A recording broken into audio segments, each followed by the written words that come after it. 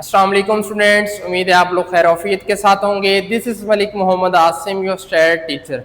आज की वीडियो में सेकेंड ईयर के जो स्टैटिस्टिक्स के स्टूडेंट हैं उनको प्रैक्टिकल की प्रिपरेशन करवाऊंगा। आपको जो क्वेश्चंस मैंने आगे बताए थे आज उन क्वेश्चंस का सोल्यूशन बनाऊंगा। बहुत से स्टूडेंट ने मैसेजेस किए, बहुत ज़्यादा मैसेजेस किए, तो फाइनली इस गर्मी के मौसम में लेक्चर्स बनाना थोड़ा सा डिफ़िकल्ट काम है, मुश्किल काम है, लेकिन आप लोगों के मैसेजेस की वजह से मैंने ये फाइनल किया कि इंशाल्लाह आपके लिए सेकेंड ईयर प्रैक्टिकल के इंपॉर्टेंट क्वेश्चंस के सॉल्यूशन की वीडियो ज़रूर बनाई जाएगी। तो आज की वीडियो में मैं आपको सॉल्यूशन भी करवाऊंगा, आपको वाइवा से रिलेटेड भी बताऊंगा, आपको कॉपी में कितने प्रैक्टिकल लिखने हैं ये भी बताऊंगा, कौन सी कॉपी लेनी है, क्या क्या चीज़ों का ध्यान रखना है, सारा कुछ बताऊंगा। तो आपने वीडियो को लास्ट तक देखना है। अभी भी स्टूडेंट मैसेजेस कर रहे थे वाइवा के लिए क्या तैयारी करें, ये चीज़ें कैसे करें। तो बेटा वाइवा के लिए कोई भी स्पेसिफिक चीज़ नहीं होती कि मैं आपको बता दूं कि ये थ्योरी कर लें, ये थ्योरी कर लें तो आपके वाइवा में आ जाएगी। तो आपको जो मैंने सेकेंड ईयर के पेपर के लिए जो थ्योरी के क्वेश्चंस बताए थे वही आप लोग देख जाए। नॉर्मल डिस्ट्रीब्यूशन का एरिया हो गया, तो आपके शुरू के जो प्रोबेबिलिटी की mutually exclusive, not mutually exclusive, इस तरह की जो डेफिनेशंस हैं ये आप लोग पढ़ के जाएंगे। वाइवा के लिए कोई स्पेसिफिक चीज़ नहीं है, वो कुछ भी पूछ सकता है आप लोगों से। आपने अपनी कॉपी, कोई भी कॉपी आपको आसानी से प्रैक्टिकल की मिलती है, आप वो परचेज कर लें, बनी बनाई मिलती है वो भी परचेज कर लें, इसमें कोई मसले वाली बात नहीं है। आपने 10 to 15 प्रैक्टिकल्स लिखने हैं। आपने कहाँ से देख के लिखने हैं, आपके पास न्यूमेरिकल एक्सरसाइज के हुए होंगे, वही हर चैप्टर से दो दो न्यूमेरिकल्स भी आप लिख देते हैं तो आपकी कॉपी कंप्लीट हो जाएगी। स्टैट्स की कॉपी होनी चाहिए सेकंड ईयर की, और आप लोगों ने उस पर साइन अपने टीचर के करवाए हों। जो प्राइवेट स्टूडेंट डेफिनेटली वो सिर्फ कॉपी लेके जाएंगे। वक्त पे आपने सेंटर पहुंचना है, वहां पे कोई डिस्टर्बेंस क्रिएट नहीं करनी, आपका पेपर बहुत अच्छा हो जाएगा। टोटल जो आपके मार्क्स हैं वो पुराना क्राइटेरिया के मुताबिक 15 मार्क्स का आपका प्रैक्टिकल होगा। बाकी चीजें मैं आपको सॉल्यूशन के बाद बताता हूं। तो आपको 5 क्वेश्चंस मैंने आपको वीडियो में बताए थे। अगर जिस स्टूडेंट ने वो वीडियो क्वेश्चंस वाली नहीं देखी तो पहले आप वो वीडियो देख लें जिसमें मैंने क्वेश्चंस बताए थे कि ये क्वेश्चंस आप प्रैक्टिकल के लिए तैयार कर लें। तो अब हम वन बाय वन क्वेश्चंस करते हैं। तो पहले मैंने क्वेश्चन नंबर 2 से स्टार्ट किया, मैं बाकी सारे क्वेश्चंस आपको वन बाय वन करवाता हूं। अब आप ये देखें, पॉपुलेशन कंसिस्ट ऑफ सैंपलिंग का क्वेश्चन है। 6, 9, 12, 15, 18, 21। Draw all possible sample of size 3 without replacement. तो आपका गिवन क्या है? 6, 9, 12, 15, 18, 21। सैंपल साइज आपको 3 दिया गया और विदाउट रिप्लेसमेंट से आपने करना है। तो सबसे पहले आप क्या ड्रा करेंगे? Sample value. Simple value without replacement से क्या फार्मूला है? NCN। तो 1, 2, 3, 4, 5, 6 C3। तो ये हमारे पास क्या वैल्यू आ जाएगी? 63। 6 शिफ्ट डिवाइड 3, तो ये हमारे पास 20 आ जाएगा। यानी हमारे पास कितने का सैंपल बनेगा? 20 का बनेगा जी। तो सीरियल नंबर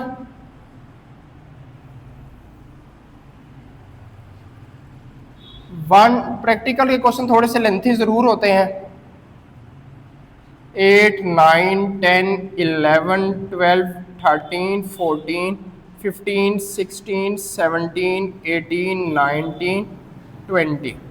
कोशिश करूंगा इसके सामने बनाऊं। अब अगली हेडिंग आपने सैंपल ड्रा करने हैं, सैंपल वैल्यू। तो सैंपल मैंने आपको ड्रा करना पहले भी सिखाया था स्टूडेंट्स, कैसे ड्रा करने हैं। 6, 9, 12।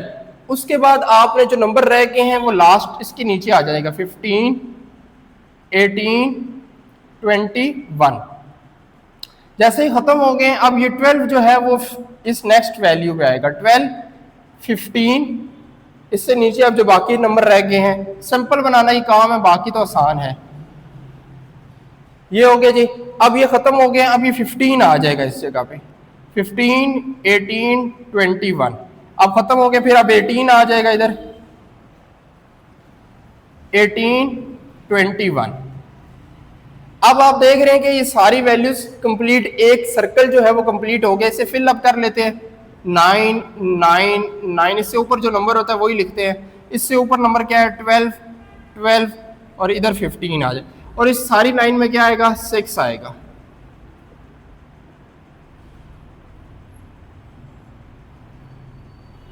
तो ये आपके 10 सैंपल तो हो गए हैं। अब नेक्स्ट आपने 6 को लेफ्ट कर देना, 9 से स्टार्ट करना है। 9, 12, 15, 18, 21 कंप्लीट हो गए। नेक्स्ट आपने यहां से स्टार्ट क्या करना है, 11 के हो गए, 12, 13, 14 पे आपने आ जाना है। ये वाली वैल्यू सेंटर में आ जाएगी, 15, 18, 21। फिर नेक्स्ट क्या हो जाएगा, 18, 21। फिर कंप्लीट हो गया, इसे कंप्लीट कर लेते हैं। इससे ऊपर क्या वैल्यू है, 12, 12, 9, 9, 9। इससे ऊपर क्या वैल्यू है, 15, 9, 9।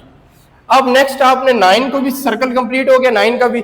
अब आपने 12 से स्टार्ट करना है, 12, 15, 18, 21।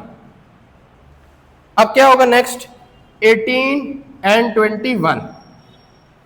अब ये भी हो गया सर्कल कंप्लीट। लास्ट में आपको क्या रह गया, 15, 18 और 21। तो ये आपका कंप्लीट हो गया जी। इससे ऊपर 15 था, इधर 12 आ जाएगा। तो ये आपके 20 सैंपल्स क्या हो गए, कंप्लीट हो गए। सिंपल ड्रा करना ही थोड़ा प्रैक्टिस वाला काम है। स्टूडेंट प्लस किया 27, 27 का 3, तो ये 9 आ गए। नेक्स्ट इसी तरह 3 वैल्यूज को ऐड करेंगे, 15 और 9 कितना देगा, 24 और 24, 15 और 9, 24, 24, 6, 30, 30 को 3 पे डिवाइड करेंगे 10। इस तरह हर 3 वैल्यूज को सम किया, 3 पे डिवाइड किया, तो ये आ गया। हर 3 वैल्यूज को सम किया, हर तीन वैल्यूज को सम करते जाए और 3 पे डिवाइड करेंगे, तो ये आपके पास क्या आ जाएगा, x बार आ जाएगा। 15 और 6 21, 21 और 21 42 हो जाते हैं। 42 को 3 पे डिवाइड किया, 14 आ गया।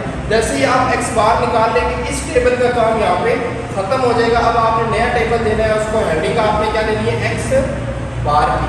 आपके पास x बार में जितनी भी वैल्यूज आएंगे, इसको 1 टाइम लिखेंगे। 9, 10, 11, 12, 13, 14, 15, 16, 17, 18 तक वैल्यूज आई है। नेक्स्ट फ्रीक्वेंसी, अब 9 1 टाइम आया है, 10 कितनी टाइम्स आ रहा है, 1 टाइम। 11 कितने टाइम है, 1 और 2। 12 कितने टाइम है, 1, 2, 3। 13 कितने टाइम है, 1, 2, 3। अब देखते हैं, इससे ज़्यादा है, 3 आ रहा है। 14 कितने टाइम्स है, 1, 2, 3।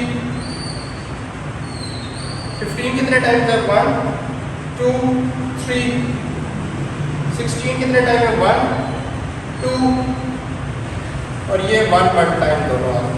हम इसका सम करते हैं, 2, 4, 4, 3, 7, 7, 3, 10, 13, 16, 16 और 3, 19, सॉरी 2, 4, 4, 3, 7, 10, 13, 16, 19, 20, 21 आ रहा है। हमने कहीं मिस्टेक कर दी है, एक दफ़ा दोबारा देख लें कि कोई 16 कितने टाइम्स है, 1 और 2। 16 2 टाइम्स और हमने यहाँ क्या लिखा है, 3। क्योंकि हमेशा जो फ्रीक्वेंसी का सम होता है वो आपकी जिसकी नंबर है, यानी सिंपल वैल्यू जो है उसके बराबर होता है। ठीक है, तो ये 16 2 आ रहे, तो अब सब 20 आ गया। अब नेक्स्ट आपने क्या हेडिंग देनी है स्टूडेंट्स, f ऑफ x बार। आप क्या करेंगे, हर फ्रीक्वेंसी को उसके टोटल पे डिवाइड कर दें। 1/20, 2/20, 3/20, 3/20, 3/20, 3/20, 2/20, 1/20, 1/20। नेक्स्ट आपका क्या हेडिंग होगी, क्योंकि हमने इसका मीन भी निकालना है, वेरियस भी, x bar into F of x बार, यानी इस कॉलम को आप इससे मल्टीप्लाई कर देंगे। तो 9 इंटू 20, 10 इंटू 20, 2 को 11 से मल्टीप्लाई करें, 22 इंटू 12 को 3 से 36 इंटू 20, 39 इंटू 20, 42 इंटू 20, 15, 45 इंटू 20, 16 को 2 से मल्टीप्लाई करते हैं, 32 इंटू 20, 17 इंटू 20 और 18 इंटू 20। ठीक हो गया स्टूडेंट्स। अब नेक्स्ट वेरिएंस निकालने के लिए एक कॉलम और रह गया एक्स बार का square into f of x bar, यानी इस कॉलम को अगेन आप किससे मल्टीप्लाई करेंगे, एक्स बार वाले कॉलम से मल्टीप्लाई करेंगे। 9 9 81 इंटू 20, 100 इंटू 20, यानी न्यूमरेटर से मल्टीप्लाई होगा, बाकी डिनोमिनेटर एज इट इज रहेगा। 22 को 11 से कर दें, 242 इंटू 20, 36 को 11 से कर दें, 12 से कर दें, 36 इंटू 12, 432 इंटू 20, 39 को 13 से कर दें मल्टीप्लाई, 507 इंटू 20, 42 को 14 से कर दें, जो उसके सामने वैल्यू उससे मल्टीप्लाई करना है। अच्छा जी, 15 को 45 से, 675 इंटू 20, 16 को 32 से, 512 इंटू 20, 17 को 17 से, 289 इंटू 20 और 18 को 18 से, 324 इंटू 20। ये दोनों कॉलम्स आ गए। अब आपने इनका सम निकाल लेना है। सम किस तरह, आप जस्ट न्यूमरेटर वाली वैल्यूज को ऐड करें, 9 10 22 36 39 42 45 32 17 प्लस 18 ऐड कर दिए, मेरे पास आ गया 270 डिवाइडेड बाई 20। इस कॉलम को ऐड कर दें, 81 100 plus 242 plus 432 plus 507 plus 588 plus 675 plus 512 plus 289 plus 324। तो ये मेरे पास आ गया 3750 डिवाइडेड बाई 20। थोड़ा सा जल्दी तेज कर रहा हूँ तो आप कैलकुलेशन साथ साथ देखिएगा सर। ये सारा टेबल वाला काम कंप्लीट हो गया। अब हम जरा फाइंड कर लेते हैं। अब न्यू एक्स बार क्या होता है हमारे पास, summation x bar f of x bar, यानी ये जो सम हमारे पास आया 270 डिवाइडेड बाई 20। ये कट गया 0027 को 2 पे डिवाइड कर दें, ये हमारे पास आ जाएगा 13.5। सिग्मा एक्स बार क्या होगा हमारे पास, सिग्मा एक्स बार स्केयर है, लेकिन स्केयर निकालने की ज़रूरत नहीं है। समेशन एक्स बार का square f of x bar minus summation x bar into f of x bar का होल स्केयर। अब ये हमारे पास वैल्यू है 3750 डिवाइडेड बाई 20 माइनस 13.5 का होल स्केयर।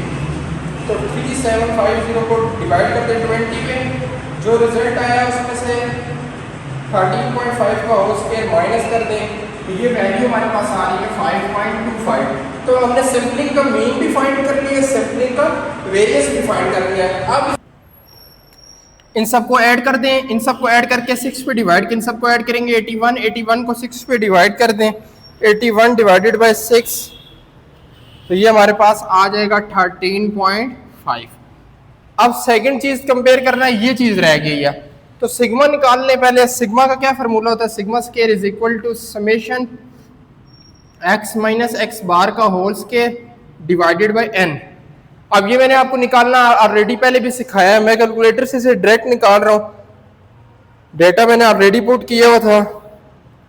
ये मेरे पास आ रहा है जी, इसकी वैल्यू 26.25।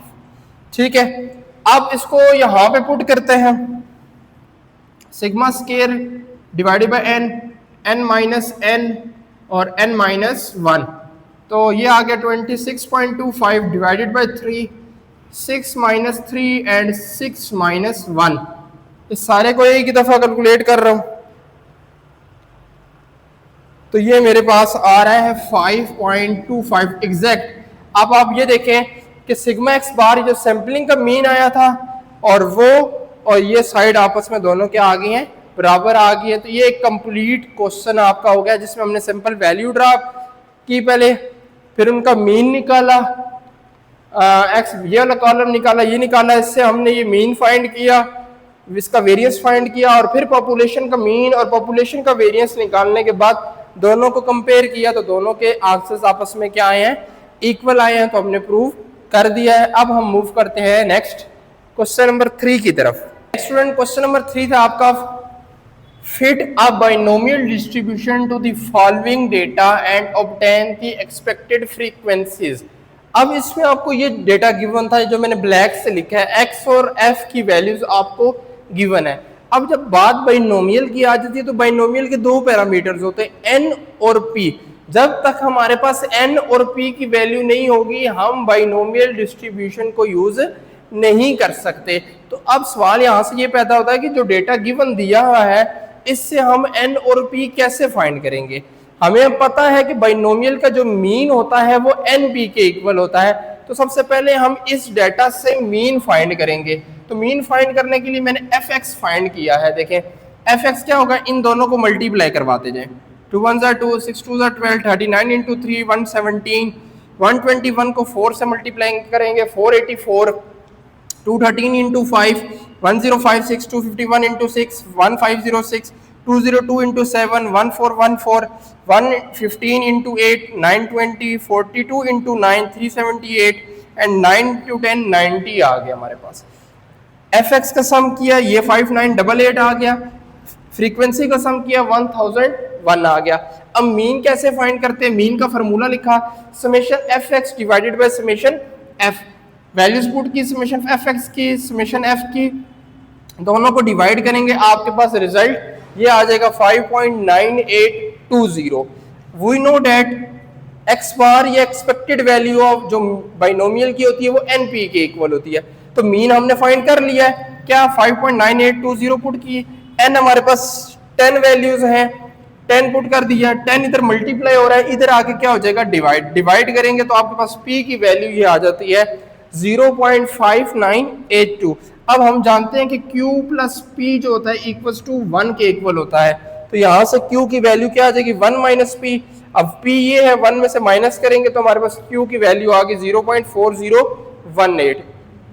अब हमने फाइंड करनी थी एक्सपेक्टेड फ्रीक्वेंसी अगेंस्ट ये जो x की वैल्यूज हैं।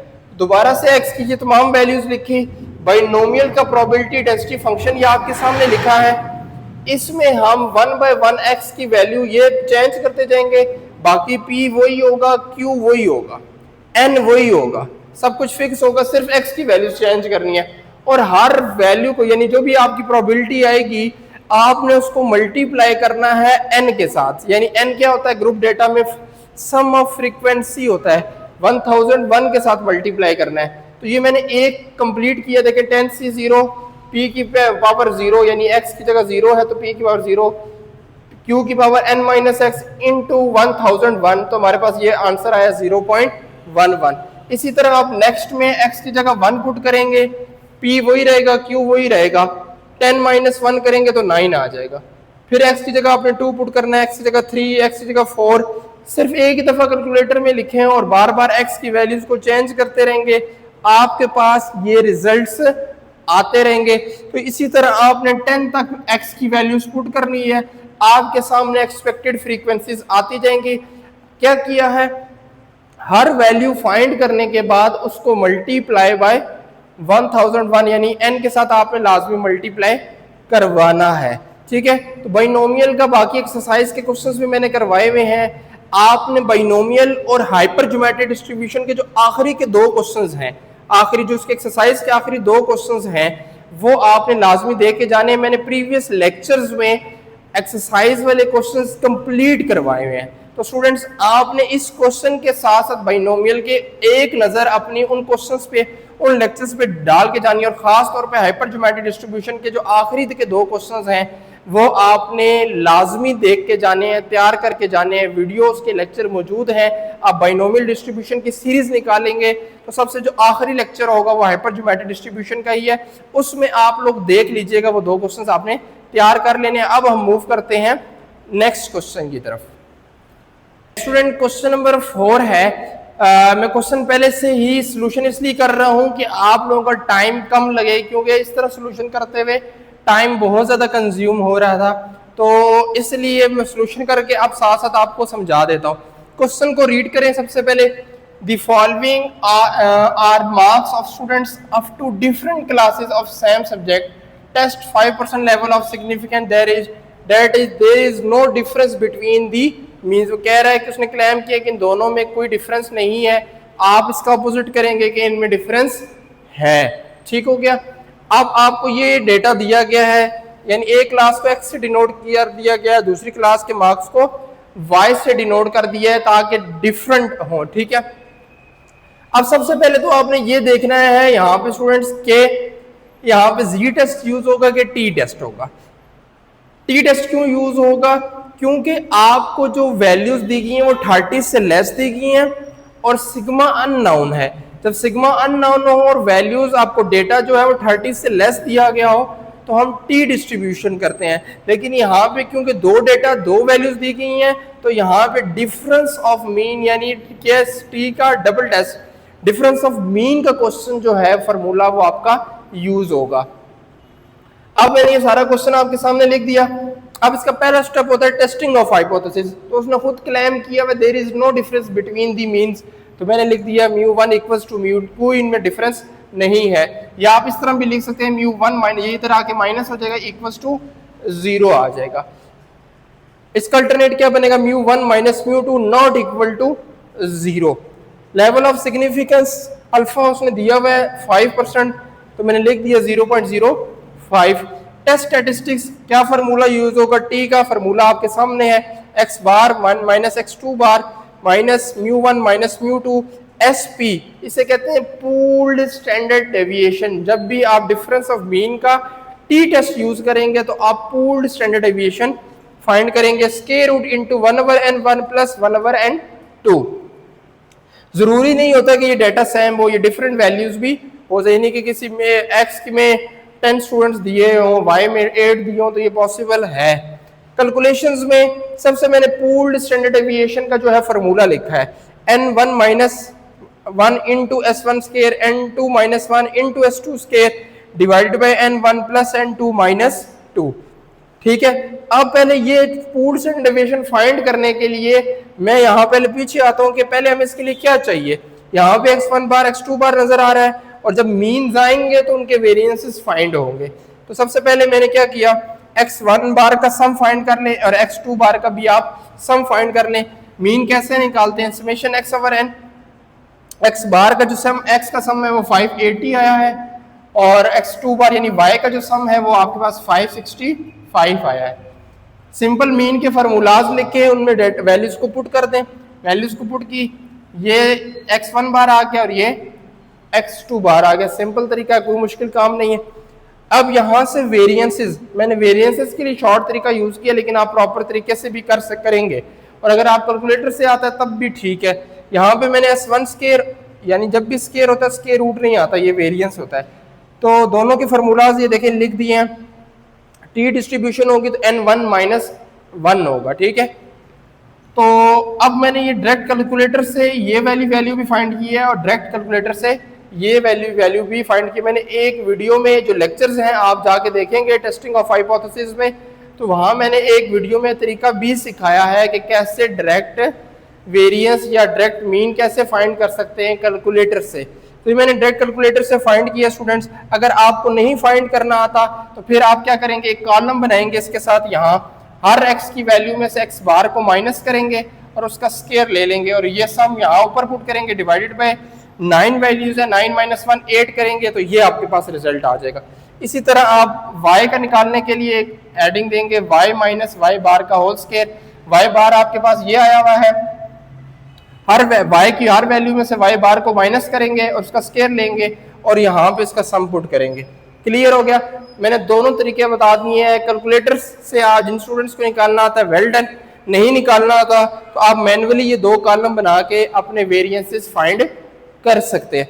अच्छा, अब जब से वेरिएंस आएंगे फिर मैं इधर आ जाता हूँ। n1 9 है, 9 माइनस 1 s1 स्क्वायर वैल्यू आपके पास आ गई 81.53, n2 minus 1 9 minus 1 s2 square मेरे पास ये आ गई वैल्यू पुट की, n1 plus n2 n9 plus 9 minus 2। इस सारे को एक ही दफा कैलकुलेटर में लिखे तो आपके पास जो पूल्ड स्टैंडर्ड डेविएशन है वो आ जाएगा 312.88। अब टी का फार्मूला आपके पास ये है, मैंने अगेन दोबारा लिख दिया और उस पर वैल्यूज पुट कर दें। x1 बार की जगह x1 बार, x2 बार की जगह x2 बार, दोनों को माइनस करेंगे तो ये आ जाएगा। पूल्ड स्टैंडर्ड डेविएशन की जगह पूल्ड स्टैंडर्ड डेविएशन की वैल्यू पुट कर दी है, n1 की जगह 9, n2 की जगह भी 9। इस सारे को सिंप्लीफाई किया, दोनों को मल्टीप्लाई किया तो ये आ गया। इन दोनों को डिवाइड किया तो टी की कैलकुलेटेड वैल्यू आपके सामने ये आ गई है 0.112। अब क्रिटिकल रीजन, ये क्रिटिकल रीजन है, T calculated greater than T alpha by 2 and 1 plus n two minus 2, इसे डिग्री ऑफ फ्रीडम कहते हैं। वैल्यू अल्फा की भी पुट की, n1 n2 99 है, 99 18, 18 में से 2 गए 16। इसको टेबल में देखेंगे तो आपके पास ये वाली वैल्यू आ जाएगी। अब कैलकुलेटेड वैल्यू जो है वो टेबल वाली वैल्यू से छोटी है, इसलिए आपका कंक्लूजन क्या होगा, एच नॉट एक्सेप्ट हो जाएगा। एच नॉट एक्सेप्ट का मतलब there is no difference between the marks of the students. जो उसने बात कही थी वो ठीक साबित हो गई है। ये क्वेश्चन आपने तैयार करना है और स्टूडेंट जो आपके जो मैंने लेक्चर्स करवाए हुए थे उसमें आपने देखने हैं जो जी के क्वेश्चंस हैं, यानी जो जी टेस्ट से हुए हुए हैं डिफरेंस ऑफ मीन के, वो भी आपने एक दो क्वेश्चंस लाजमी देख के जाने हैं। कोई भी सवाल है, कोई चीज़ आपको नहीं क्लियर हुई तो आप सब स्टूडेंट्स को पता है कि मैं कमेंट का जो है वो रिप्लाई लाजमी करता हूँ, जल्दी कर दूँ देर से कर दूँ, लेकिन जैसे मैं देखता हूँ मैं रिप्लाई लाजमी करता हूँ। तो कोई भी चीज़ है आप लोग पूछ लें। अब हम मूव करते हैं नेक्स्ट क्वेश्चन की। क्वेश्चन नंबर 5 है स्टूडेंट, क्वेश्चन नंबर 5 है chi-square डिस्ट्रीब्यूशन का क्वेश्चन है, और ऐसा क्वेश्चन है जो आपका मस्ट पेपर में आपने देखा था। आपके सब्जेक्टिव पेपर जब आपने पेपर दिया है बोर्ड का, उसमें भी ये क्वेश्चन आया था और आपके प्रैक्टिकल में भी ये क्वेश्चन आएगा। थोड़ा सा लेंथी हो जाता है क्योंकि प्रैक्टिकल का क्वेश्चन थोड़ा सा लेंथी क्वेश्चन दिया जाता है, तो आप प्रैक्टिस करके जाइएगा, कोई मुश्किल नहीं। और इसके बाद एक क्वेश्चन में हमारा रह गया क्योंकि हमने क्वेश्चन नंबर 2 से स्टार्ट किया था, तो क्वेश्चन नंबर 1 अभी पेंडिंग है, वो इसके बाद हम करते हैं। तो अभी जो स्टूडेंट्स वीडियो देख रहे हैं और अभी तक उन्होंने चैनल को सब्सक्राइब नहीं किया, लाइक नहीं किया, तो बेटा लाजमी कर दिया करें। आप लोगों के लिए एफर्ट्स है, आपका एक लाइक या सब्सक्राइब करने में कोई टाइम नहीं लगता। अच्छा, क्वेश्चन नंबर 5 जो है, टेस्ट द एसोसिएशन। देखें, association between the attributes at 5% level of significance. ये जो ब्लैक कलर में मैंने सारा लिखा है ये क्वेश्चन गिवन था। अब जैसे ही आपने ये स्टेटमेंट पढ़ ली, test the association between the attributes A1 से A4, B1 से B4, दो एट्रीब्यूट्स दिए गए हैं। तो मैंने यहां से स्टार्ट आपने करना है। पहले टेस्टिंग ऑफ हाइपोथेसिस, H0 में यानी नल हाइपोथेसिस में there is no association between attributes, there is no association between attributes. और इसका रेसिप्रोकल यानी उल्ट क्या होगा, H1, there is association between attributes. Attributes, उसने भी वर्ड एट्रीब्यूट का यूज किया था हमने भी। अगर यहाँ पे वो कोई एट्रीब्यूट्स की जगह कोई बात कह देता तो हम वो ही लिखते इधर। लेवल ऑफ सिग्निफिकेंस 5% दिया गया है तो 0.05 यहाँ पे यूज होगा। टेस्ट स्टैटिस्टिक, चूंकि एसोसिएशन का क्वेश्चन कर रहे हैं तो chi-square का फॉर्मूला क्या होता है, समेशन FO यानी observed frequency minus expected frequency का whole square divided by expected frequency. इस सारे का जो सम आएगा वो आपके पास chi-square की वैल्यू होगी। अब टेस्ट स्टैटिस्टिक के बाद हमारा अगला स्टेप आता है, सॉरी ये 4 नहीं 5 है, जगह कम होने की वजह से मैंने स्टेप इधर उधर किए हैं क्योंकि बोर्ड में पूरा क्वेश्चन एक दफा कंप्लीट करना था। तो आप कैलकुलेशन की तरफ जाएंगे। कैलकुलेशन में सबसे पहली हेडिंग मैंने दी है ऑब्जर्व्ड फ्रीक्वेंसी, वो होती है जो आपको क्वेश्चन में गिवन होती है। अब आप उसको ओरिजेंटली लिखना शुरू करें या वर्टिकली लिखना शुरू करें, आपकी मर्जी, लेकिन जिस सीक्वेंस को शुरू करेंगे उसी सीक्वेंस के साथ आपने आखिर तक चलना है। तो मैंने ये ओरिजेंटली लिखना स्टार्ट किया है, 24, 67, 32, 78, फिर उसके बाद 59, 42, 37, और ये सारी इसी तरतीब के साथ मैंने FO सारी फ्रीक्वेंसी लिख दी है। अब हमने क्या फाइंड करना है, एक्सपेक्टेड फ्रीक्वेंसी। अब हर ऑब्जर्व्ड फ्रीक्वेंसी के अगेंस्ट आपने एक्सपेक्टेड फ्रीक्वेंसी निकालनी है। और एक्सपेक्टेड फ्रीक्वेंसी निकालने का तरीका क्या है, लेट्स सपोज मैं 24 की एक्सपेक्टेड फ्रीक्वेंसी फाइंड कर रहा हूं, तो क्या करूंगा, इसकी जो रो का टोटल ये और इसके कॉलम का जो टोटल है ये, इन दोनों को मल्टीप्लाई करेंगे, यानी 141 multiply by 201 and divided by grand total करेंगे। यानी जिस भी ऑब्जर्व फ्रीक्वेंसी का आपने एक्सपेक्टेड फ्रीक्वेंसी निकालनी है उसके रो के टोटल को उसके कॉलम के टोटल के साथ मल्टीप्लाई करेंगे डिवाइडेड बाय ग्रैंड टोटल। ये देखें, जब डिवाइड कर दिया तो मेरे पास जो वैल्यू आई वो 4.37। 67 निकालना है। अब 67 का जो कॉलम का टोटल है 181 को 201 से मल्टीप्लाई करेंगे डिवाइडेड बाय ग्रैंड टोटल ये आ गई वैल्यू 51। 32 तो इसका कॉलम का total 167 multiply by 201 divided by 702 तो ये आ गई। 78 की फाइंड करेंगे तो 78 के कॉलम का टोटल 213 है मल्टीप्लाई बाय 201 रो सेम ये चूंकि इसलिए बार बार 201 से मल्टीप्लाई कर रहे हैं तो multiply by divided by grand total तो ये आ जाएगा। नेक्स्ट अब 59 है और 59 आपकी ये वैल्यू है तो अब क्या होगा इसका रो का टोटल 161 इसके कॉलम का टोटल 141 इन दोनों को आपस में मल्टीप्लाई करवाएंगे और ग्रैंड टोटल पे डिवाइड करेंगे। इसी तरह बेटा आप लोगों ने तमाम एक्सपेक्टेड फ्रीक्वेंसी निकालनी है। जिस भी फ्रीक्वेंसी की आपने एक्सपेक्टेड फ्रीक्वेंसी निकालनी है ऑब्जर्व फ्रीक्वेंसी की जिस कि आपने एक्सपेक्टेड फ्रीक्वेंसी निकालनी है उसके रो के टोटल को उसके कॉलम के टोटल के साथ मल्टीप्लाई कर देना है डिवाइडेड बाय ग्रैंड टोटल तो आपके पास एफ ई का कॉलम आ जाएगा। नेक्स्ट आपने क्या करना है क्योंकि ये चीज हमने बनानी है आपने हर ऑब्जर्व फ्रीक्वेंसी में से एक्सपेक्टेड फ्रीक्वेंसी माइनस करनी है। यानी मैं एक करके बताता हूं आपको कैसे। आपने ब्रैकेट डाल लिया 24 माइनस 40.37 साथ ही कैलकुलेटर पे आपने स्केयर लिख लेना है फ्रैक्शन का साइन प्रेस करेंगे फ्रैक्शन आ जाएगी डिवाइडेड बाय आपने लिखना है 40.37 डिवाइड करेंगे आपके पास ये वैल्यू आ जाएगी। 67 में से ये माइनस करेंगे स्केयर ले लेंगे और इसी पे डिवाइड करेंगे तो आपके पास रिजल्ट आ जाएगा 4.45। सिमिलरली ये इसी तरह ये 59 में से 33.34 माइनस करेंगे स्केयर ले लेंगे जो रिजल्ट आएगा डिवाइडेड बाय 33.34 पे ही करेंगे तो हमारे पास 19.74 आ गया। सिमिलरली मैंने ये छोड़ दिए बच्चों आप लोगों लिए अगर नहीं समझ आती तो मैंने सेकंड ईयर के लिए जो लॉन्ग क्वेश्चंस की वीडियो बनाई थी वो आपने तो एक दफा प्रैक्टिकल के लिए लाजमी देख के जानी है उसमें मैंने क्वेश्चन कंप्लीट करवाया हुआ है। इसके का क्वेश्चन डिफरेंट था लेकिन कंप्लीट करवाया। ये वैल्यू उम्मीद है कि आप लोग अब समझा दिए इतना है कि आप कर लेंगे ये आपने कंप्लीट करना है। इसके बाद आ जाता है क्रिटिकल रीजन जिसकी बेस पे हम अपने हाइपोथेसिस को एक्सेप्ट करते हैं या रिजेक्ट करते हैं। तो chi square calculated greater than and equals to chi square alpha with degree of freedom r-1 c-1। r क्या है रोज है बेटा और c क्या है कॉलम्स। अब रोज भी हमारे पास 4 हैं और कॉलम भी 4 हैं तो r-1 3 c-1 ये भी 3 3 9 आ जाएगा। तो इसका मतलब है 0.05 को हमने कहाँ देखना है 9 में। जब आप टेबल में देखेंगे तो टेबल आपको वैल्यू दे रहा है 16.92 क्या देगा वैल्यू 16। अब क्योंकि मैंने कैलकुलेशन कंप्लीट नहीं की अब यहाँ तक कंप्लीट करेंगे जो इस सारे का सम आएगा वो आप यहाँ पे लिखेंगे।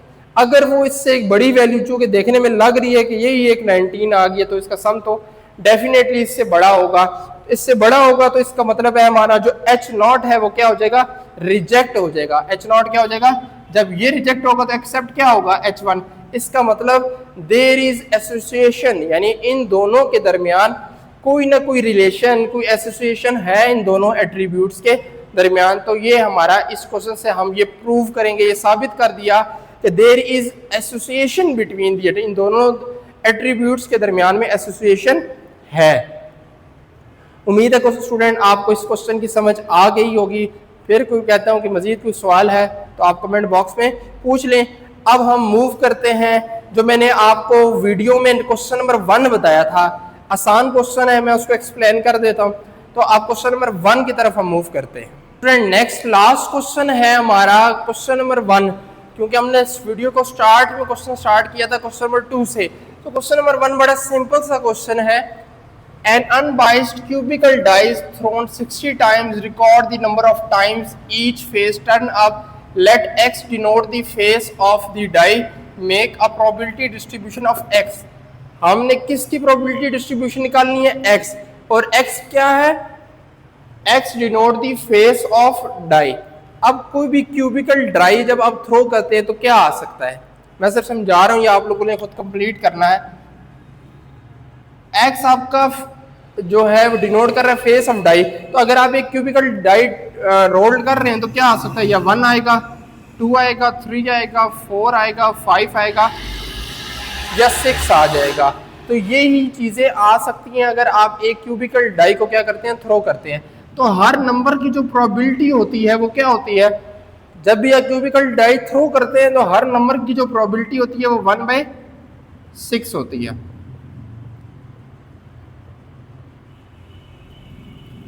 ऐसा ही है स्टूडेंट्स।